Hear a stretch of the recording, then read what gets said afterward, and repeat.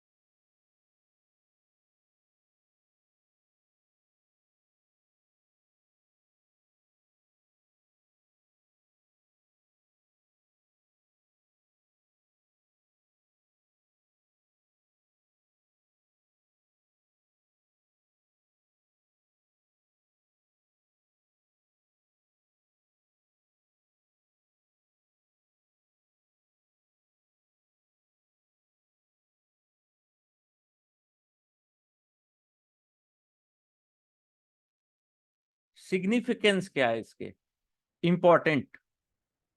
A stock index is the indicator of performance of the overall market and particular sector. कोई भी index है वो क्या बताता है? ओवरऑल मार्केट का परफॉर्मेंस या पर्टिकुलर सेक्टर का परफॉर्मेंस बताता है स्टॉक इंडेक्स। जैसे निफ्टी 50 इंडिया के टॉप 50 कंपनी का परफॉर्मेंस बताता है। IT, Nifty IT IT sectors का बताता है। निफ्टी फार्मा फार्मा सेक्टर्स का बताता है कि कौन अच्छा कर रहा है। Nifty metals. तो उसी तरीके से स्टॉक के जो इंडेक्स रहते हैं वो मार्केट के परफॉर्मेंस को बताते हैं। It serve as a benchmark for portfolio performance. Manage portfolio belonging either to individual or mutual fund use the index stock index as a measure to evaluation of their performance. कोई भी individual या mutual fund जो होता है वो क्या करते हैं, स्टॉक इंडेक्स से अपना परफॉर्मेंस कैलकुलेट करते हैं कि अगर स्टॉक या म्यूचुअल फंड 12% रिटर्न दे रहा है और वही इंडेक्स दे रहा है 25%, यानी कि आपका जो पोर्टफोलियो है और आप जो म्यूचुअल फंड यूज कर रहे हैं वो आप ओवरऑल आपका परफॉर्मेंस कम है। और वही इंडेक्स अगर 12% दे रहा है और आपका पोर्टफोलियो अच्छा कर रहा है, इसका ये मतलब है कि आपका जो पोर्टफोलियो है वो इंडेक्स से ज्यादा अच्छा रिटर्न दे रहा है। ठीक है। तो इसका यूज कंपेयर करने के लिए भी किया जाता है। अक्सर अपन ने देखा होगा कि हम जब भी कंपेयर करते हैं तो निफ्टी 50 से अपने पोर्टफोलियो को कंपेयर करते हैं कि निफ्टी 50 से कितना अच्छा रिटर्न हमने जनरेट किया yearly wise. It is used as a underlying for financial application of derivative. Various products in OTC and exchange traded market are based on indices as the underlying assets. ठीक है, इसमें derivative products भी use होते हैं indices में, जैसे Nifty और bank Nifty में फ्यूचर एंड ऑप्शन दोनों अवेलेबल है। ठीक है, type of stock market indices, तो कितने तरीके के स्टॉक मार्केट इंडाइसेस हैं उसके बारे में बात की गई है। पहला है मार्केट कैपिटलाइजेशन वेटेड इंडेक्स। तो मार्केट कैपिटल जिसकी सबसे ज्यादा होती है, मार्केट कैप, उसको ज्यादा वेटेज दिया जाता है, या जिसका मार्केट प्राइस ज्यादा है उसको मार्केट कैपिटलाइजेशन वेटेड इंडेक्स में ज्यादा वेटेज मिलता है। तो इसमें देखिए इसका डेफिनेशन क्या बोलता है। In this method of calculation, each stock is given a weight according to its market capital. Market capital के अनुसार weightage दे दिया जाता है। Higher the market capitalization, higher its weightage in the index. जितना market cap high होगा उतना ज्यादा इनको weightage मिलेगा। Market capitalization is the market value of company. अब कैसे कैलकुलेट किया जाता है? Calculated by multiplying the total number of outstanding to current market price. कितनी आउटस्टैंडिंग शेयर्स उनके पास है उससे इनको कैलकुलेट किया जाता है। जैसे कोई एक कंपनी है एबीसी नाम की, उसके 5 करोड़ शेयर्स और उनका शेयर प्राइस है 120 रुपीज, तो इनका मार्केट कैप कितना हुआ, इसको मल्टीप्लाई कर दिए 5 करोड़ इंटू 120 तो हुआ 600 करोड़। तो 600 करोड़ इनका मार्केट कैप हो गया। ठीक है, अब इसमें एक एग्जांपल दिया है, थोड़ा डिटेल में और अच्छे से इन्होंने बताया है कि there are 5 stock in index, कि इसमें 5 इंडेक्स है, 5 स्टॉक्स है इंडेक्स में। Base value of index is 100। जो इंडेक्स का बेस वैल्यू है 1995 में वो 100 है। ठीक है, calculate the current value of index. तो इंडेक्स का करंट वैल्यू निकालने के लिए ऐसा एक इन्होंने दिया है। तो पहला चीज इन्होंने क्या दिया है, स्टॉक का नाम और इसका प्राइस कितना था जनवरी 1995 में 150 रुपए, BY का 300, CX का 450, DW का 100। ये शेयर्स के नाम है, ठीक है, जो भी एग्जाम्पल के तौर में दिया है। और आज के डेट में उसकी प्राइस कितनी, 650, 450, 600, 350 और 500। ठीक है, तो ये और कितने शेयर्स इनके आउटस्टैंडिंग है, 20 लाख, 12 लाख, 16 लाख, 30 लाख और ये 8 लाख। तो टोटल मार्केट कैप निकालने के लिए the market capitalisation of index on January 1995 is rupees 18,000 rupees. ठीक है, 18,800, which is the sum of the market price multiplied by the quantity of share of each stocks. ठीक है, with the change in the market price the market capitalisation of this stock increase from 18,800 से बढ़कर ये 42,500 पहुंच गया। ठीक है, तो ये इसका टोटल कितना था, 1800, ये कितना पहुंच गया अभी, 42,500, टोटल 42,500 पहुंच गया। कैपिटल निकालना है तो बेस कितना था इंडेक्स का 100, तो 42,500 को 18,800 से डिवाइड करके इंटू मल्टीप्लाई बाई 100 करेंगे तो 226 आता है। तो 226 न्यू इंडाइस का वैल्यू हो गया 226। ठीक है, और चेंज इन इंडेक्स वैल्यू कितनी हो गई, 126%। ठीक है, 126% चेंज आया। ठीक है, मार्केट कैपिटल में। तो ये मार्केट कैपिटलाइजेशन के अनुसार ऐसे इंडेक्स बनाए जाते हैं। पहला इस टाइप का हो गया।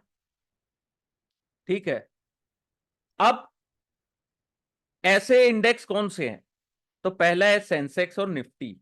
ये मार्केट कैपिटल कैपिटलाइजेशन मेथड के द्वारा इनको कैलकुलेट किया जाता है।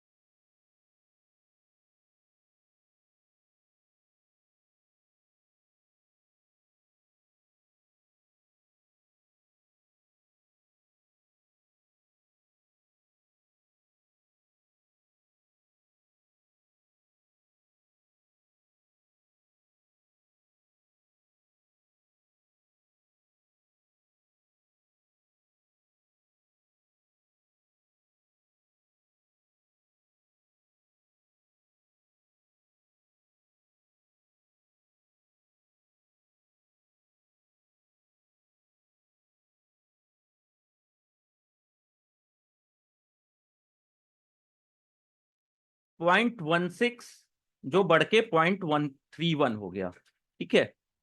और बी वाई का जो 0.19 था वो 0.13 हो गया, और सी एक्स का 0.38 था 0.23 हो गया।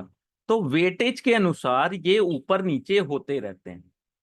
सेकेंड टाइप ऑफ जो मार्केट कैपिटलाइजेशन इंडेक्स होता है, free float market capitalisation index. इसमें क्या होता है कि जो शेयर्स मार्केट में ट्रेडिंग के लिए अवेलेबल है उनको देखते हुए free float market capitalisation index बनाया जाता है, ठीक है। In various business, equity holding is divided differently among various stakeholders, promoters, institution, corporate, and individual. The market has started to segregate this on the basis of what is readily available for trading or what is not. The only available immigrant trading is categorized as free float. ठीक है, free float यानी कि जो trading के लिए available है, ठीक है, जिसको अपन खरीदी और बिक्री कर सकते हैं। If we computed the index based on weight and each security based on free float market cap, it is called free float market capitalization index. A majority of stock indices globally, दुनिया में जितने भी stock हैं वो free float basis पे ही है, including the Indian equity indices Sensex, Nifty and SX40, ठीक है।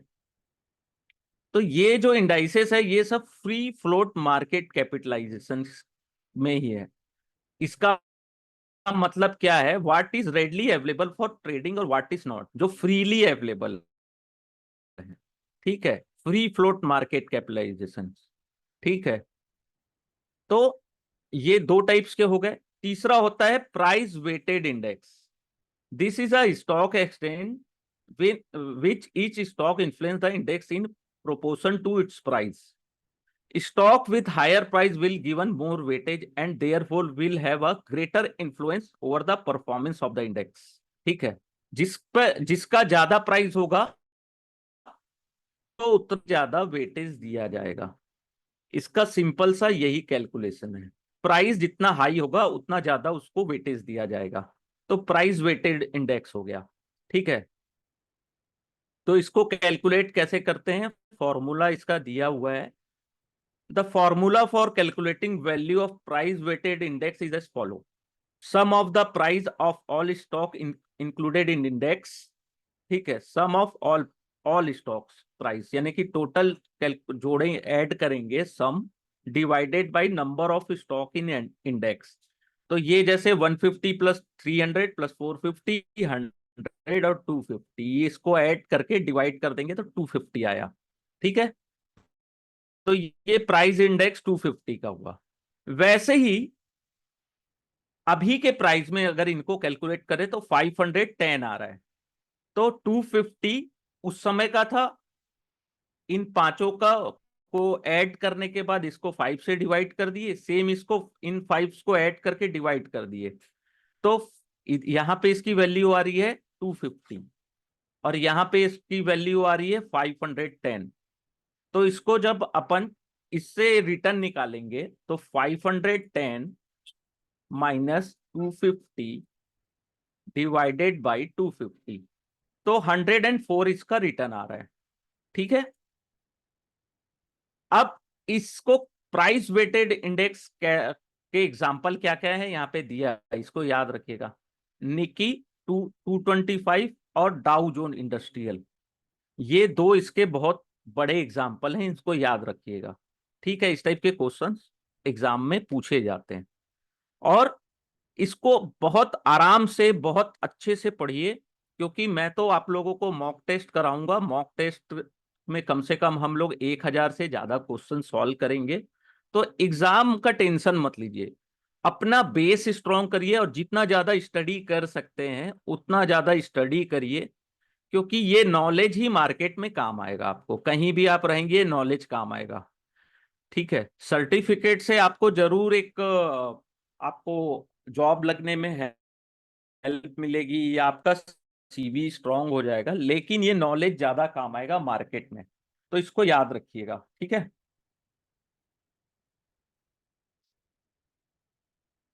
एक होता है इक्वल वेटेड इंडेक्स। अब ये इक्वल वेटेज क्या होता है कि जितने भी शेयर्स हैं सबको इक्वल वेट दिया गया है। ठीक है, ना उनका मार्केट कैप देखा गया ना उसके प्राइस को देखा गया, केवल जैसे इसका प्राइस 300 है तो भी इसको वेटेज 0.25 दिया गया, इसका प्राइस 200 है तो भी इसको उतना ही वेटेज दिया गया। ठीक है, तो ये इक्वल प्राइस वेटेज इंडेक्स होता है, इसमें सभी को इक्वल वेटेज दिया जाता है। ठीक है, अब नेक्स्ट है एट्रीब्यूट ऑफ इंडेक्स। ठीक है, a good market index should have follow attribute, it should reflect the market behaviour. ठीक है, पहली चीज ये मार्केट बिहेवियर को रिफ्लेक्ट करता है, कोई भी अच्छा इंडेक्स है तो वो मार्केट के बिहेवियर को रिफ्लेक्ट करता है। It should be computed bye independent third party and B free from influence of any market participant. इसको कोई भी मार्केट पार्टिसिपेंट इन्फ्लुएंस नहीं कर सकता, और ये कंप्यूट कौन करता है, कोई इंडिपेंडेंट थर्ड पार्टी करती है। ठीक है, it should be professionally maintain, ये प्रोफेशनली मेंटेन होना चाहिए, ऐसा नहीं कि कोई भी इसको मेंटेन कर रहा है। तो इसका प्रोफेशनली यानी कि हाईली क्वालिफाइड लोग मेंटेन करते हैं इसको। तो ये तीन क्वालिटी होनी चाहिए डेक्स में। अब इम्पैक्ट कॉस्ट क्या होता है, इम्पैक्ट कॉस्ट को अगर समझा जाए तो लिक्विडिटी जिसमें नहीं होती, जिस भी स्टॉक्स में, तो जैसे मान लीजिए आप 200 रुपया में कोई चीज बाय करने जा रहे हैं, तो आपको वो चीज मिल रही है 202 रुपया में। तो जो ये डिफरेंस है, आपको 200 में चाहिए था लेकिन लिक्विडिटी नहीं है, इस कारण वो चीज आपको 202 रुपए में मिल रही है, तो 2 रुपए जो है इसका वो इम्पैक्ट कॉस्ट हो गया। क्योंकि एज अ रिटेलर्स हमारी क्वांटिटी कम होती है, तो 2 रुपए से अपने को फर्क नहीं पड़ता कि 100 क्वांटिटी खरीदे तो 200 रुपीज अपने को ज्यादा लगे। ठीक है, लेकिन यही कोई बड़ा प्लेयर जब स्टॉक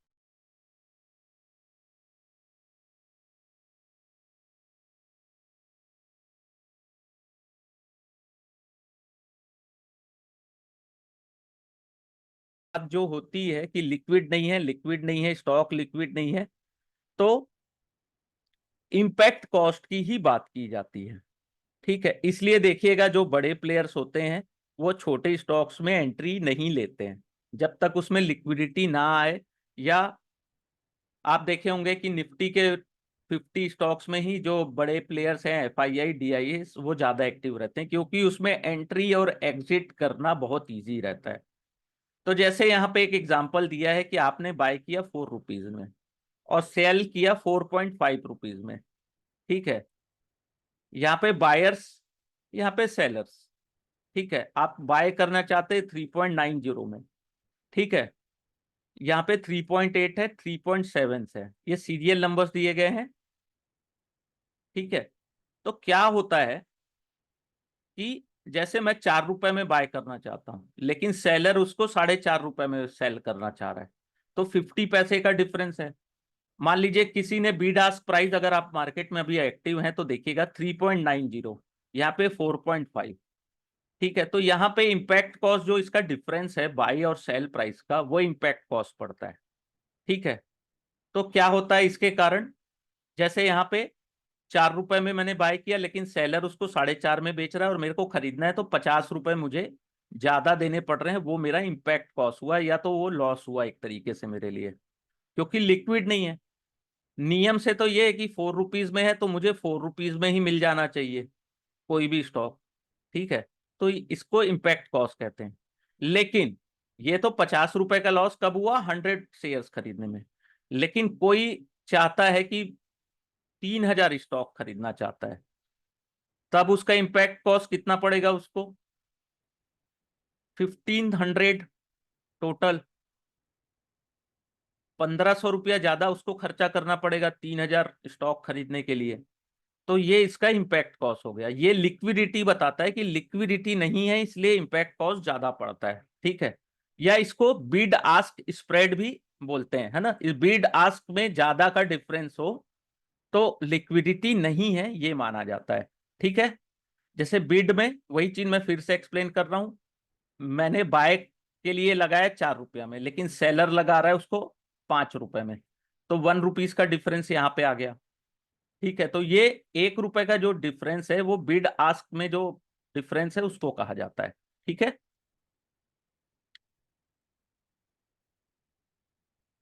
अब यहाँ पे है इंडेक्स मैनेजमेंट। इंडेक्स मैनेजमेंट कैसे किया जाता है, ठीक है। इसको यहाँ पे ये परसेंटेज वाइज बताया गया है कि इम्पैक्ट कॉस्ट के कारण मुझे कितने परसेंटेज ज्यादा पैसे देने पड़ रहे हैं। ठीक है, वो मेरा एक तरीके से लॉस ही है, क्योंकि अगर मैं उसको सेल भी करने जाऊंगा तो वो सेल नहीं होता है। Index management, index construction maintenance and revision process is generally done by specialized agency। जैसे BSC को कौन मैनेज करता है, BSC are manage by Asia index private limited, और NSC indices are manage by NSC indices private and NSC indices limited. तो ये specialised agency index को manage करती है। Index construction is all about choosing the index stock and deciding on the index calculation methodology. Maintenance mean adjusting the index for corporate actions like bonus issue, right issue, stock split, consolidate, merger. Revision of index deal with the change in composition of index, such as replacing some existing stock by new one because of change in trading of the stock or shift in the interest of market participants। तो इसमें क्या होता है, index construction में stock को choose करना और index को कैलकुलेशन की मेथडोलॉजी को चूज करना। इसके अलावा मेंटेनेंस में क्या होता है कि इंडेक्स के जो स्टॉक्स हैं उसमें अगर कॉर्पोरेट एक्शंस आया, जैसे बोनस दे रहा है, राइट इशू दे रहा है, स्टॉक स्प्लिट हो रहा है, कंसोलिडेट हो रहा है, मर्जर हो रहा है, तो इस टाइप के जो है इनको भी मेंटेन करना। ठीक है, और revision of a index deal with change in composition, जैसे हर 3-4 महीने या साल भर में आप देखे होंगे कि निफ्टी में कुछ स्टॉक एंट्री लेते हैं, कुछ एग्जिट होते हैं, एंट्री एग्जिट उनकी बनी रहती है ना। तो उसको रिप्लेस करके न्यू वन को एंटर लेना और उसके अनुसार कैलकुलेट करना। ठीक है। नेक्स्ट है index construction. A good index is a trade off between diversification and liquidity. एक अच्छा इंडेक्स कौन सा होता है? जिसमें डाइवर्सिफाइड हो और लिक्विडिटी हो। जैसे जैसे अपने निफ्टी में कौन कौन से हैं?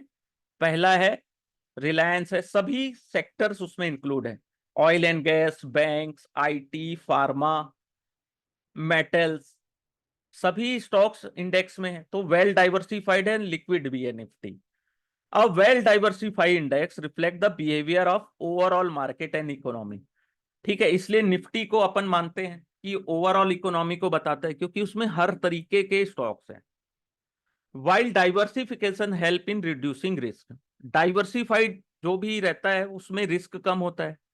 It may not help beyond a point, यानी कि एक लिमिट तक वो रिस्क को मेंटेन करने के लिए अच्छा डाइवर्सिफिकेशन रहता है। कि हम भी जैसे किसी स्टॉक में या इन्वेस्टमेंट करते हैं तो हमें क्या कहा जाता है कि कुछ कुछ स्टॉक फार्मा के ले लो, कुछ बैंक्स के रख लो, कुछ ऑयल एंड गैस के रख लो, कुछ आईटी रख लो। कोई ये नहीं कहता कि केवल फार्मा में रख लो पूरे पैसे, या पूरे बैंक में लगा दो, या पूरे आईटी में लगा दो। ठीक है, ऐसा कोई तो नहीं कहता। लोग बोलते हैं डाइवर्सिफाइड करके रखो सभी सेक्टर्स में, वैसे ही निफ्टी का है। ठीक है।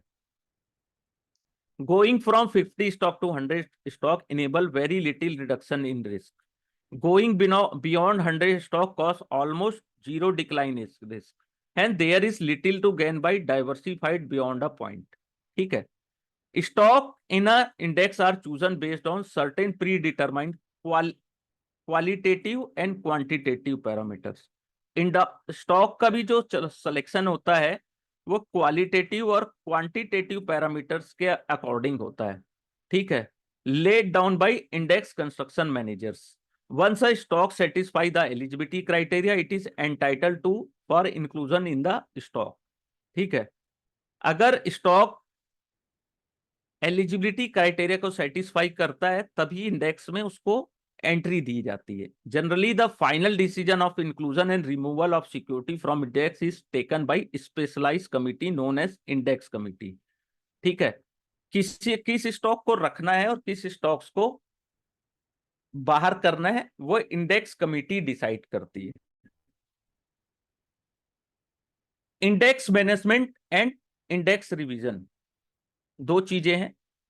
Maintenance and revision of index is done with the help of various mathematical formula in order to keep the index comparable across time. The index need to take into the account corporate actions such as stock split, share insurance, share issuance, dividend and restructuring events. ये सब में maintain करना। ठीक है, इसके लिए बहुत सारे मैथमेटिकल फॉर्मूलेस यूज किए जाते हैं, ऐसा इसने लिखा है। ठीक है। While index maintenance issue get triggered by corporate action, index revision is a continuous exercise to ensure that index capture the most vibrant lot of security in the market and continue to correct reflect the market. तो index को ऐसा maintain किया जाता है कि वो हमेशा correctly market के इन्फ्लुएंस को बताते रहे। ठीक है। या मार्केट की सही दिशा बताए। अगर मेंटेनेंस सही से नहीं है तो ओवरऑल कहीं मार्केट वो आपको सही डायरेक्शन नहीं देगा। इसलिए अपन पूरी दुनिया में डाउ जोन्स, नेस्डेक, अपने इंडिया में निफ्टी, गिफ्ट निफ्टी, कुछ ऐसे ही स्टॉक्स को देखते हैं ना जो गलत बताता है कि दुनिया नीचे जा रही है। तो दुनिया वर्ल्ड पूरी दुनिया के मार्केट अगर नीचे जा रहे हैं और वो इंडेक्स ऊपर जा रहा है तो या तो वो स्टॉक्स में प्रॉब्लम है, वहां के देश में कुछ प्रॉब्लम है, या तो उसको सही से कैलकुलेट नहीं किया गया, या तो ओवरऑल वो कंट्री अच्छा कर रही है, ऐसा भी माना जाता है। तो इसलिए हमेशा याद रखिएगा कि इंडेक्स को कैलकुलेशन सही ढंग से हो तभी वो अच्छे से मार्केट की दिशा को रिफ्लेक्ट करेगा। ठीक है। Major indices in India: BSE Sensex, Sensex next 50, BSE 100, 200 and 500। ठीक है। वैसी निफ्टी 50, निफ्टी नेक्स्ट 50, निफ्टी 100, 200 एंड 500, ये SX40। ठीक है। एप्लीकेशंस, अब आते हैं application of indices. Traditionally indices were used as measure to understand the overall direction of the stock market. ठीक है। इंडाइसेस का यूज कहां पे होता है? कि मार्केट के डायरेक्शन को पता करने के लिए। ठीक है। However, a few applicants have emerged in the investment field which are explained now. अब इंडाइसेस में कैसे इन्वेस्टमेंट किया जाता है? पहला होता है index fund. Index fund, this type of fund invest in specific index with objective to generate return equivalent to return of index. तो ऐसा इंडेक्स फंड बनाया जाता है जो इंडेक्स के, जो रियल इंडेक्स है उसके इक्विवेलेंट, उसके बराबर रिटर्न आपको दे। ठीक है। This fund invest in index stock in the portion which this stock exist in the index. और ये फंड में, इन फंड्स में कैसे इन्वेस्टमेंट किया जाता है? जितनी पोर्शन में, ठीक है, इंडेक्स के स्टॉक्स में ये जो फंड्स रहते हैं इंडेक्स के स्टॉक्स में, उसी प्रोपोर्शंस में इन्वेस्ट करते हैं जैसा इंडेक्स में उसको वेटेज दिया गया है। ठीक है। जैसे मान लीजिए HDFC बैंक है एक एग्जांपल, अगर इसको वेटेज सबसे ज्यादा है निफ्टी में,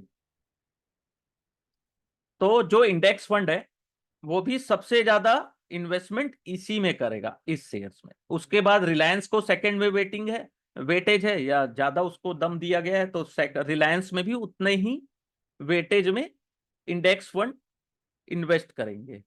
उनका ये मकसद रहता है कि जितना इंडेक्स हमारा रिटर्न दे रहा है, सेम रिटर्न हम इंडेक्स फंड से निकालें।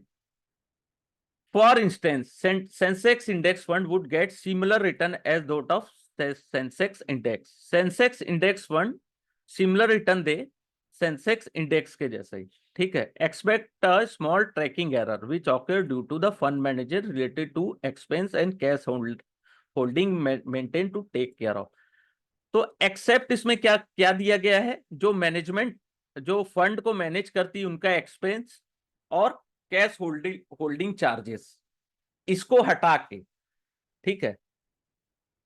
Since the Sensex has 30 shares, this fund also invest in these 30 companies in the portion which they exist in Sensex. Similarly, a Nifty index would invest in 50 component company of Nifty index in the same proportion in which they exist in Nifty index, therefore generate similar return. तो जैसा Nifty के shares हैं वैसी Nifty index में भी उतना ही weightage में invest किया जाएगा। तो इंडेक्स फंड बनाया जाता है। बहुत सारे इंडेक्स फंड मार्केट में अवेलेबल है, थोड़ा सा सर्च करिएगा उसको, और सर्च करके देखिएगा कि उसमें कितने वेटेज में हर कंपनी में इन्वेस्टमेंट किया गया है। Index derivative, Nifty 50, bank Nifty, ये सब डेरिवेटिव्स हैं। मंथली एक्सपायरी होती है इसमें, वीकली भी होती है। Index derivative are derivative contract which have the index as a underlying assets. ठीक है। Index option and index future are the most popular derivative contract worldwide. Index derivative are useful as a tool to hedge against the market risk. तो index derivative का जो use होता है वो hedging के तौर पे किया जाता है अगेंस्ट द मार्केट रिस्क। कि मान लीजिए मार्केट में कोई बड़ी गिरावट या बड़ा या ऊपर जाने वाला है या बहुत नीचे आने वाला है, तो उसके अगेंस्ट जो फंड मैनेजर्स होते हैं वो अपनी पोजीशन हैज करके रखते हैं। ठीक है। आज के डेट में तो मैक्सिमम लोग इसको एज अ ट्रेडिंग यूज करते हैं कि निफ्टी में पैसे बना रहे हैं कि बैंक निफ्टी में बना रहे हैं, लेकिन मेन जो पर्पस है उसका हैजिंग होता है। ठीक है। हैजिंग के लिए यूज किया जाता है डेरिवेटिव प्रोडक्ट्स। ठीक है। Exchange traded fund is basket of securities that trade like individual stocks on a exchange. They have number of advantage over other mutual fund as they can be bought or sold on the exchange. Since ETF are traded on exchange, intraday transaction is possible, and further ETF can be used as basket trading in term of smaller denomination and low transaction costs. ETF को individual stock की तरह exchange में trade किया जा सकता है, ठीक है। और इसका एडवांटेज क्या है कि इसे कभी भी आप बाय कर सकते हो और सेल कर सकते हो, ठीक है। और ये इंट्राडे में भी इसका ट्रांजेक्शन पॉसिबल है कि सुबह बाय किए और शाम को सेल कर दिए। तो ईटीएफ क्या होता है, ये भी इंडिविजुअल स्टॉक्स के बास्केट होता है। कि ईटीएफ भी क्या करती है कि जो स्टॉक्स होते हैं पर्टिकुलर, जो उनके फेवरेट हैं, या जो उसमें फेवरेट मीन जिसमें उन्होंने अच्छे अच्छी खासी रिसर्च किया है, उस टाइप के स्टॉक्स में ये लोग इन्वेस्ट करते हैं ओवरऑल पूरा रिसर्च करने के बाद। और ये जो और इस टाइप के ये फंड बनाते हैं, एक्सचेंज ट्रेडेड फंड, जो कि स्टॉक एक्सचेंज में ट्रेड भी होते हैं और इंट्राडे भी कर सकते हैं, जब चाहो बाय करो, जब चाहे सेल करो।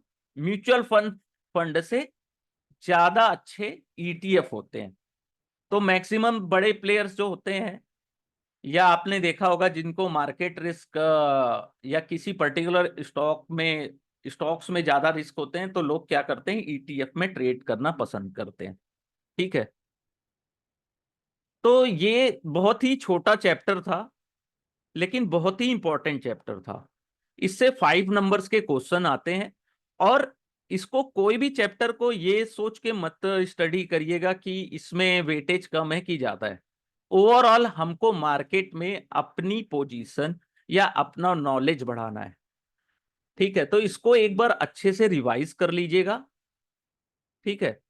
ज्यादा डिफिकल्ट नहीं है, लेकिन ये मैं बता रहा हूं कि इसमें से जो क्वेश्चन आते हैं बहुत ही इजी क्वेश्चंस होते हैं, इजी रहते हैं और सॉल्व भी हो जाते हैं। तो ऐसे चैप्टर्स को छोड़ना नहीं है।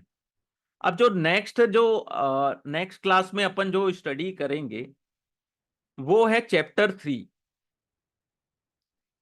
ये है चैप्टर 3। इसमें 20 नंबर्स के क्वेश्चंस आएंगे, ठीक है। तो अगली क्लास में हम लोग चैप्टर 3 को पढ़ेंगे, ठीक है।